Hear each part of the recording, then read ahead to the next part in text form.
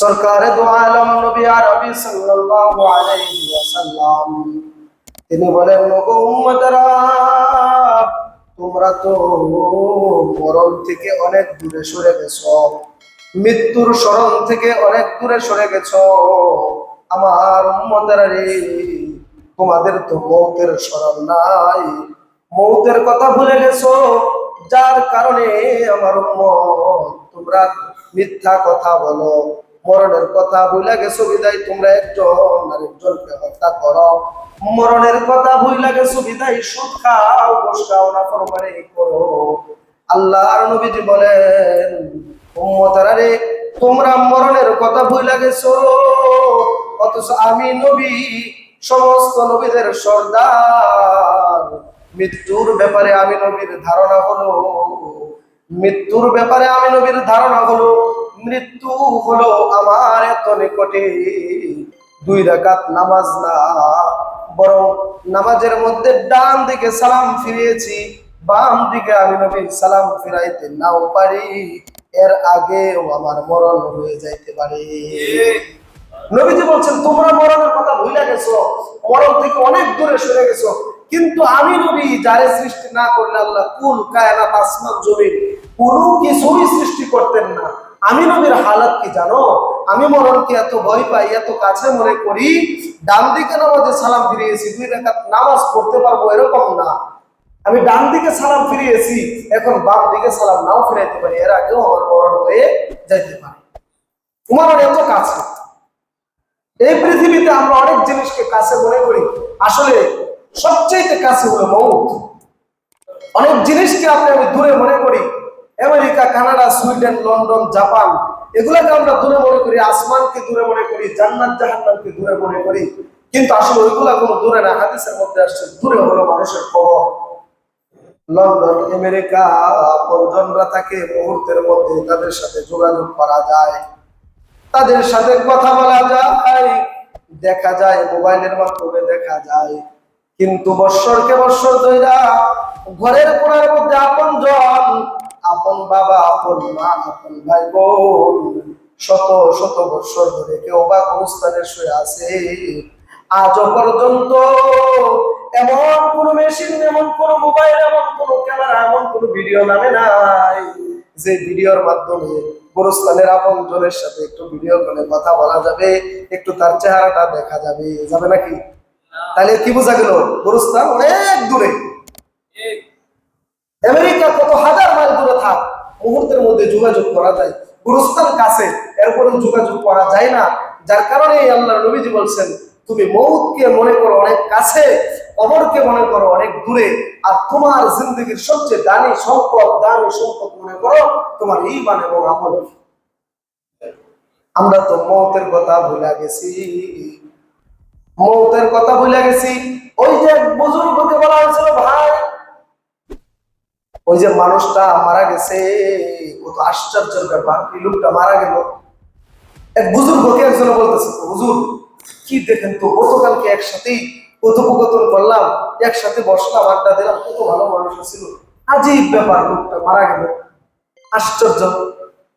বুজুর্গ বলতেছে, ভাই ওই লোকটা মারা গেছে এটা কোনো আশ্চর্যের ব্যাপার না, বরং সে তার হায়াতের জিন্দেগিতে এই যে 60 থেকে 70 বছর, যে কয় বছর সে বাঁচছিল, যে কয় বছর সে দুনিয়াতে ছিল, এটাই আশ্চর্য।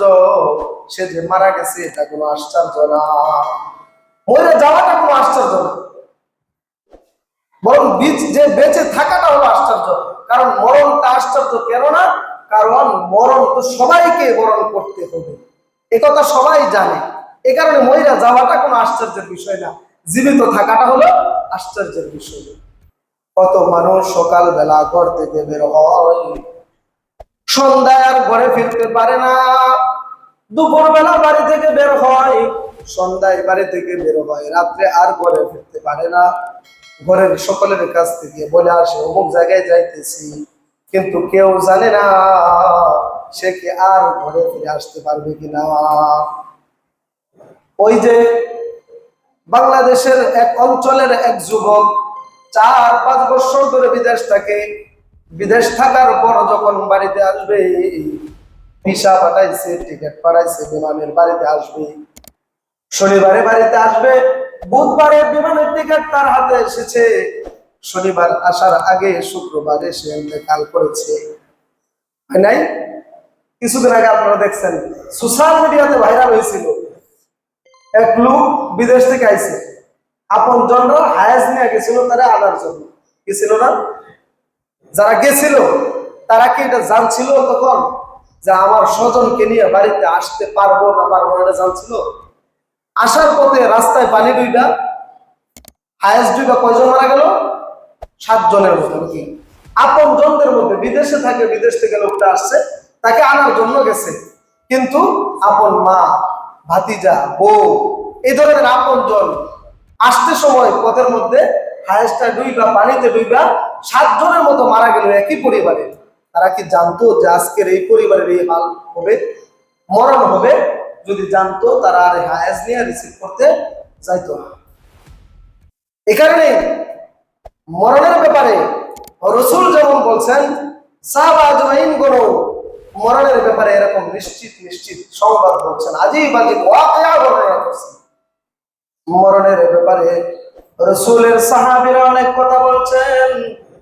সিদ্দিক আকবর হযরত আবু বকর সিদ্দিক রাদিয়াল্লাহু তাআলা আনহু রাসূলুল্লাহ সাল্লাল্লাহু আলাইহি ওয়াসাল্লামের জলিলুল কদর সাহাবী আবু বকর, যার ব্যাপারে বিশ্বনবী সাল্লাল্লাহু আলাইহি ওয়াসাল্লাম বলেছেন, আরহামু উম্মতি বিউম্মতি আবু বকর, আমার উম্মতের মধ্যে সবচেয়ে রহম দিল, সবচেয়ে কোমল দিল, সবচেয়ে নম্র স্বভাবের, নম্রত্ববিয়তের সাহাবী হলো আবু বকর।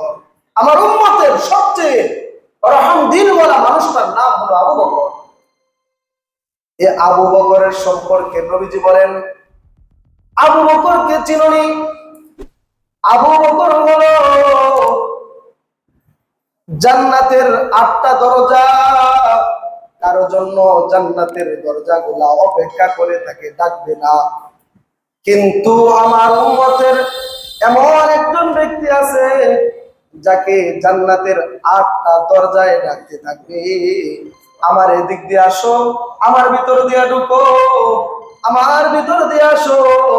সেই ব্যক্তিটা হলো আবু বকর রাদিয়াল্লাহু তাআলা আনহু। আবু বকর, আবু বকর কে? যার জন্য 8টা দরজা ডাকতে থাকবে, যিনি হলেন, রাসূল বলেন আবু বকর তো হলো তিনি, যে আবু বকরের যিনি হলো আশারায়ে মুবাশশারা, জান্নাতের সুসংবাদ প্রাপ্ত 10 জন সাহাবীর মধ্যে অন্যতম। যিনি আবু বকর তো হলো সেই পুরুষদের মধ্যে যে সর্বপ্রথম ইসলাম গ্রহণ করেছে, এই আবু বকর। তিনি বলতেছেন, আবু বকর রাদিয়াল্লাহু তাআলা আনহু বলেন, কুল্লু মরিইন মুসাব্বাহুন বিআহলিহি ওয়াল মাউতু আদনা মিন কুল্লি মিন শিরাইন আলিহি। আবু বকর বলে, কুল্লু মরিইন মুসাব্বাহুন বিআহলিহি, দুনিয়ার প্রত্যেকটা বান্দা, প্রত্যেকটা মানুষ সকাল করে তার আপনজনের সাথে, ওয়াল মাউতু আদনা মিন শারিন আলিহি, অথচ সেই মানুষটাও জানে না মরণটা তার পায়ের জুতার ফিতার চেয়েও কাছে। ওয়াল মাউতু আদনা মিন আহলি শিরাইন মিন শিরাইন আলিহি। আবু বকর বলে যে এই যে মানুষটা তার আপন জনের সাথে সকাল করলো, এই মানুষটারও জানা নাই, এই মানুষটারও জানা নাই তার মরণটা যে জুতাটা পায়ে পরিধান করে আছে, জুতার ফিতাটা পায়ের সাথে লাগা আছে, এই ফিতার লাগা থাকার চাইতেও কাছে হলো তার মরণ, এটা সে জানে না। মরণের ব্যাপারে আমাদের ধারণা নাই, মরণ যে আমার কাছে এটা বুঝি না। আমাদের চাল চলনে, আমাদের ব্যবহারে, আমাদের আখলাতে, আমাদের কথাবার্তা, আমাদের লেনদেন, মুআমালাত, মুআশারাতে বোঝা যায় আমরা মনে হয় আর মরবো না। ওই যে আমাদের কওমি মাদ্রাসায় দরসে নিজামি আমাদেরকে যে কিতাবগুলো পড়ানো হয়, এই কিতাবের মধ্যে একটা কিতাব আছে নাফহাতুল আরব। এই নাফহাতুল আরবে এক ঘটনা এসেছে, এক লোক, তার বয়স হলো 90 বছর। কত বছর? 90 বছর তার বয়স। নাফহাতুল আরবে আসছে। কিন্তু এই 90 বছরের বৃদ্ধা লোকটাও 300 বছরের জন্য একটা জমি সে কেরায় রাখছে। 300 বছরের জন্য একটা জমি ভাড়া রাখছে। হাদিসের কিতাব যখন হুজুর পড়াইতেছেন, ছাত্রদেরকে বলেন, এ মনে হয় আজরাইল মারা গেছে। কথা বুঝতেছেন? হুজুর বলতেছেন যে মনে হয় আজরাইল মারা গেছে। ছাত্ররা বলল, আজরাইল মারা গেছে? হয়, মালাকুল মউত মনে হয় মরে গেছে। মালাকুল মউতের দায়িত্ব আর তার কাছে এখন নাই। এমন অমানুষের জানার খোঁজ করে না। কেন হুজুর কেন বলেন এটা? যদি আজরাইল না মরতো, তাহলে 90 বছর একটা মানুষের বয়স হওয়ার পরে আরো কোনো কিছু তার বাকি থাকে, আরো দুনিয়ার কোনো শখ থাকে? যদিও বলে মানুষ বয়সে বুড়া হয়, দুইটা জিনিস তার জোয়ান হয়, একটা হলো বাইসা থাকার আশা, আর একটা হলো ধন সম্পদের লোভ। তো 90 বছর হয়ে গেছে, তার আবার কিসের স্বাদ, কিসের আশা, কিসের বাসা? এই লোকটাও 300 বছরের জন্য একটা জমি কেরায় রাখছে, ভাড়া রাখছে। তার মানে বোঝা গেল, হ্যাঁ 300 বছর মনে হয় বাঁচবো, মনে হয় আজরাইল মরে গেছে আর তার কাছে আসবে। হালত তো এমনই, কি বলেন? আমাদের হালত তো এমনই। দাদার বয়স 70-80 বছর বয়স হয়ে গেছে, কিন্তু চাষতলে বৈশা নর্তকীদের নাচ দেখে মনে হয় দাদা আর মরবে। কি বলেন, কথা ঠিক কিনা? আমাদের হালত তো এমনই। চাষতলে বৈশা বৈশা ঘন্টার ঘন্টা ওই বেগানা নারীদের ছবি দেখতেছি, নর্তকীদের নাচ দেখতেছি, মনে হয় এই দাদার 90-80 বছর বয়স হয়েছে, তার ভাবে বুঝাইতেছে সে মনে হয় আর মরবে না, এমনটাই বুঝাইতেছে। অথচ তার চোখের সামনে তার বাবা মারা গেছে। ওই বৃদ্ধ লোকটা যে নর্তকীর নাচ দেখে বৈশা বৈশা আপন হাতে মায়ের লাশটাকে কবরে শোয়াইছে। ওই লোকটা আপন সন্তানের লাশ কবরে শোয়াইছে। কত আপন জন, কত প্রতিবেশী সকলের লাশ কবরে শোয়াইছে, কিন্তু তার মধ্যে মরণের কোনো চিন্তা নাই, মরণের কোনো ভয় নাই। যার কারণে 80-90 বছর বয়স হয়ে গেলেও 300 বছরের জন্য জমি ভাড়া রাখে। 80 বছর 90 বছর বয়স হলেও সুদের আশ্রয় নেই। 90 বছর বয়স হওয়ার পরেও চাষে বৈশা বৈশা সিনেমা দেখে। তার মানে বোঝা যায় লোকটা মনে হয় আর মরবে না। হালতটা এমনই, এমন না হালতটা? বাস্তব কথা, হালতটা এমনই। এজন্য আমাদের মধ্যে কতজনে কত স্বপ্ন পোষণ করতেছে, কত আশা দিলের মধ্যে লালন করতেছে, অথচ সে জানেও না তার মরণ কখন আসবে। এজন্য ভাই, মরণের স্মরণ করা দিলে দিলে দৈনিক 1 বার 2 বার 5 বার না হয় যতবার পারি ততবার হলেও মৌতের স্মরণ করা। আম্মা জান হযরত আয়েশা সিদ্দিকা রাদিয়াল্লাহু তাআলা আনহা, আম্মা জি আয়েশা রাদিয়াল্লাহু তাআলা আনহা সরকার দু আলম নবী আরবিকে বলে, নবীজি আপনার যে সমস্ত উম্মত জিহাদের ময়দানে যায় শাহাদাত বরণ করেছে, যারা শহীদ হয়েছে, কিয়ামতের ময়দানে তো তারা শাহাদাতের মর্যাদা পাবেই, কিন্তু আপনার উম্মতের মধ্যে এমন কোন উম্মত আছে নাকি, এমন কেউ আছে নাকি যারা জিহাদে শরীক না হয়েও শাহাদাতের মর্যাদা পাবে? এমন কেউ আছে নাকি? সরকারে দু আলম নবী আরবি সাল্লাল্লাহু আলাইহি ওয়াসাল্লাম বলেন, আয়েশা রে, আমার উম্মতের মধ্যে যে ব্যক্তি জিহাদে শরীক হয় নাই, যে ব্যক্তি শহীদ হয় নাই, শহীদ না হওয়ার পরেও যদি দৈনিক কমপক্ষে 20 বার মরণের কথা স্মরণ করে, মরণের কথা ভাইবা ভাইবা একা একা সে রাত্রে বেলা যখন বিছানায় শুইতে যায়, একা একা মরণের কথা স্মরণ করে, এই দুনিয়াতে আমি ছিলাম না, আমি আছি আবার থাকবো না, আমার বাবাও ছিল না, বাবা চলে গেছে, আমার মা চলে গেছে, আমার আপনজন বন্ধু বান্ধবরা চলে গেছে, কতজনের সাথে একসাথে আড্ডা দিতাম, একসাথে থাকতাম, আপনজনদের কেউ নাই, সবাই চলে গেছে, আমারও একদিন যাইতে হবে, সুতরাং মরণের প্রস্তুতি নিতে হবে। এইভাবে আল্লাহর নবীজি বলেন, যে ব্যক্তি কমপক্ষে 20 বার মরণের কথা স্মরণ করবে, আয়েশা রে, আমি বইলা দিয়া যাই, যদিও সে জিহাদে যায় নাই, শহীদ হয় নাই, কিয়ামতের ময়দানে এই ব্যক্তিটা শাহাদাতের মর্যাদা পায়া কবর থেকে উঠবে।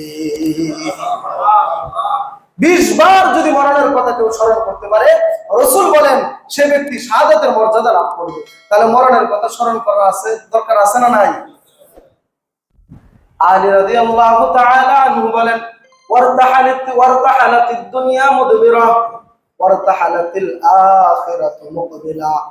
এ উম্মতেরা রে, দুনিয়ার প্রত্যেকটা মুহূর্ত তোমার কাছ থেকে সরে যাচ্ছে। ওয়ারতাহালাতিল আখিরাতু মুকবিলা, আর আখিরাত তোমার কাছাকাছি আসতেছে।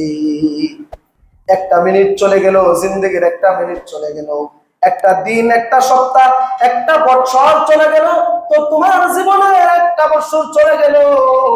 আর ওয়ারতাহালাতিল আখিরাতু মুকবিলা, আখিরাত 1 বছর তোমার আগে চলে আসলো। সময় যত যাইতেছে তো আখিরাত মরণ কাছে আসতেছে, দুনিয়া সরে যাচ্ছে, দুনিয়া তোমার সামনে আসতেছে না, দুনিয়া তোমারে ধরা দিতেছে না।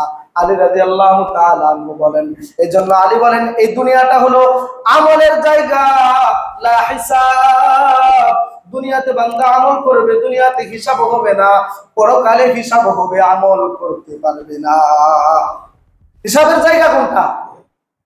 এই 90 খালি হিসাব করলে হতো না, কত টাকা কামাই করলাম, কত টাকা আরো সামনে আছে কামাই করব, কয়তলা বিল্ডিংটা আমি করব, এই হিসাব আর এখানে দুনিয়ার মিলে দরকার নাই। দুনিয়া হলো আমলের জায়গা। আলী বলেন দুনিয়া হলো আমলের জায়গা, লা হিসাবা। হিসাবের জায়গা দুনিয়া না, হিসাবের জায়গা হলো পরকাল, আমলের জায়গা পরকাল না। এজন্য ইমাম গাযযালী রাহমাতুল্লাহি আলাইহি রাহমাতুল্লাহ, ইমাম গাযযালী সুন্দর উপমা দিয়েছেন। বাদশা এক নওজোয়ানকে বলছেন, নওজোয়ান, এই যে একটা খামসা দিলাম, এই খামসা ভরে আমার জন্য ফল আনবা। বাদশা নওজোয়ানকে দায়িত্ব দিছে, একটা পাতিল বা একটা হাড়ি, একটা পাতিল দিছে, একটা খামসা দিছে, এটা ভইরা ফল আনবা। যদি ফল আনতে পারো তোমার জন্য পুরস্কার। আর এর নওজোয়ান, যদি ফল না আনো, ফল না আনা যদি আমার কাছে ফিরে আসো, তোমার কপালে শাস্তি আছে, দুরাবানো। যদি ফল আনতে পারো তোমারে পুরস্কার দিব, আর ফল না আনতে পারলে তোমার শাস্তি আছে। নওজোয়ান খামচা নিয়ে ফল আনার জন্য চলে গেছে, ফলের বাগানে গেছে। বাগানের মালিককে বলে, হলো মালিক, আমার বাচ্চা আমাকে খামচা দিয়ে পাঠাইছে ফল নেওয়ার জন্য, আমি ফল নিব, তোমার বাগানে ঢুকবো। বাগানের মালিক বলে, ভাই তুমি বাগানে ঢুকবা, ঢুকো, তবে আমাদের বাগান থেকে ফল নেওয়ার শর্ত আছে। কি শর্ত বলো? শর্ত মাইনে আমি ফল নিব। আমাদের বাগানে যদি কেউ ফল কেনার জন্য ঢুকে, আমাদের বাগানে যদি কেউ ফল নেওয়ার জন্য প্রবেশ করে, আমাদের বাগানের নিয়ম হলো যে ব্যক্তি খামচা নিয়ে বাগানে ঢুকবে, বাগানে ঢোকার পর যে ফলটা সামনে পাবে ওইটা যদি না নেয়, 1 কদম সামনে আগায়া যায়, এরপরে আরেক কদম আগায়া যায়, আরেক কদম আগায়া যায়, এভাবে যখন আগাইতে থাকবে, যত আগাবে তো আগাবে, আর পিছন দিকে ফিরে আসতে পারবে না, সামনের ফটক দিয়ে বের হয়ে যাইতে হবে। এই গেট দিয়ে ঢুইকা ওই গেট দিয়ে বের হয়ে যাইতে হবে। তুমি যদি সামনে যা ভাবো পিছনে একটা ভালো ফল দেখে আইছি ওটা নিয়ে আইগা, আর আনা যাবে না। আমাদের বাগানের নিয়ম এটা, সামনে যাইবা, উঠায় উঠায় যাইবা, পিছনের দিকে আর আসতে পারবা না। বুঝছেন কথা? মালি বলছেন নওজোয়ানকে, আমাদের বাগান থেকে ফল নেওয়ার সিস্টেম এটা। নওজোয়ান খামচা নিয়ে বাগানে ঢুকছে, সামনে দুইটা দেখে বিশাল এক বাগান, কত সুন্দর বাগান, বাগানের ফল আবার রকমারি বিভিন্ন ফল, ফল দেখা যৌবন নওজোয়ান মুগ্ধ হয়ে গেছে। কিন্তু সে ভাবতেছে এই ফল নেব না, আর একটু সামনে আগায়, সামনে আগায় আরো নিউ মডেলের ফল দেখছে, আবার সে বেকুল হয়ে গেছে, না মনে হয় আরো কিছু আছে সামনে, সামনে আগায় আরো নিউ মডেলের ফল। এভাবে নওজোয়ান বারবার বারবার খামচাতে ফল পড়ে না বলে সামনে থেকে ফল নিব, সামনে সামনে করতে করতে এক পর্যায়ে যায় দেখে আর বাগান নাই, মরুভূমি, এখন আর ফল নিতে পারে নাই। নওজোয়ান চিন্তায় পেরেশান, ফল নিতে পারলাম না, বাদশা বলছে যদি ফল না নিতে পারি তাহলে আমার শাস্তি আছে। এখন কি করা? নওজোয়ান পেরেশান, পেরেশান হইয়া যে নওজোয়ান ফিরে আসে। ইমামে গাজালি এই উদাহরণ দিয়ে বলেন, এ দুনিয়ার মানুষেরা রে, এই দুনিয়াটা হলো তোমাদের ফলের বাগান। এখানে যতই সামনের দিকে যাইবা রকমারি ফল পাইবা, রকমারি আসবাব পাইবা, টাকা পয়সা পাইবা, ধন দৌলত পাইবা, কিন্তু ওইটা ওই রকমারি তোমার দুনিয়াটা পাইছো হায়াত নামক একটা খানসা আল্লাহ দিছেন। এই খানসা দিছেন, দুনিয়া হলো ফলের বাগান, এখান থেকে তোমাকে এই খানসায় ফল ভরতে হবে। যদি না বড় খালি বলবা যে সামনে পড়বো সামনে পড়বো, নামাজ এখন পড়ে না। সাসারে যদি কোন নামাজ পড়েন, হুজুর হকলে বয়স 24-30 যাই পড়তে পড়বা, 30 গেলে 40 যাই পরে হজটা করবো, 40 গেলে হুজুর আর 5টা বছর যাক লগের ক্ষেতটা খালি কিনে লই তাইলে পরে ইনশাল্লাহ করবো। এরকম করতে করতে ইমাম গাজালি বলেন, ওই যে নওজোয়ান যেরকম ভাবে সে তার খানচায় ফল ভরতে পারে নাই, এক পর্যায়ে যায় খানচা সে বাগান শেষ, খানচায় ফল নিতে পারে নাই। দুনিয়ার মানুষ তোমরাও তো এই দুনিয়ার হায়াতটা তোমার খানচা, এখানে ফলের বাগান, এখান থেকে তোমার ভরতে হবে। যদি না ভরো এই যে সামনের দিকে যাইতেছো যাইতেছো যাইতে যাইতেই একসময় মওত আইসা পড়বে। নওজোয়ান ফল ভরতে পারে নাই, তার মনের মধ্যে ভয়, মালিকে তাকে সাজা দিবে। তোমারও যে মালিক আছে দুনিয়াতে তোমাকে পাঠাইছে খানচায় ফল ভরার জন্য, যদি এখন ফল না ভরো তাহলে তোমার কি পরিণতি হবে একটু চিন্তা করে দেখো। ইমামে গাজালি সুন্দর উদাহরণ দিয়েছে। এই জন্য মোহতারা মাহাজির কথা লম্বা না, এখানে শেষ। মরতে আমাদের হবে কি হবে না? মরতে হবে, মরণের ধারাবাহিক আলোচনা চলতেছে। মরণের কথা আমরা ভুলে গেছি, যার কারণে গুনাহ করি, নাফরমানি করি, অহরহ একজনকে একটা অপবাদ দিয়ে দেয়, একজনকে বিপদে ফেলায়। এই মরণের চিন্তা, মরণের ভয় যখন আমাদের মধ্যে আসবে, কাফা বিল মাউতি ওয়াজান, নবীজি বলেন একজন মানুষের জন্য মৃত্যুটাই হলো সবচেয়ে বড় ওয়াজ। মৃত্যুর চেয়ে বড় উপদেশ আর কিছু না। আপনার যদি মরণের ভয় আসা পড়ে আর ওয়াজ লাগবে না, আপনার আপনি আপনি ঠিক হয়ে যাবেন। এজন্য মোহতারাম হাজিরিন, দুনিয়াটা হলো, এটা হলো আখিরাতের ক্ষেত। এখান থেকে ফসল নিতে হবে, খানচা ভরতে হবে, খানচা বইরা এরপরে মালিকের কাছে যাইতে হবে। না হয় মালিকে বলছে যদি আমার কাছে ফল বইরা না নিয়ে আসো তাহলে কিন্তু তোমার সাজা আছে, শাস্তি আছে, জাহান্নামে যাইতে হবে। আর জাহান্নাম কত কঠিন এই বর্ণনা আর আজকে দেওয়া যাবে না। মরতে হবে, মরণেরও 2টা ধাপ, নেককার বদকার। নেককারের মৃত্যু কেমন, বদকারের মৃত্যু কেমন, এগুলো আগামী সময় আল্লাহ তৌফিক দিলে। ওয়া আখিরু দাওয়ানা আলহামদুলিল্লাহ।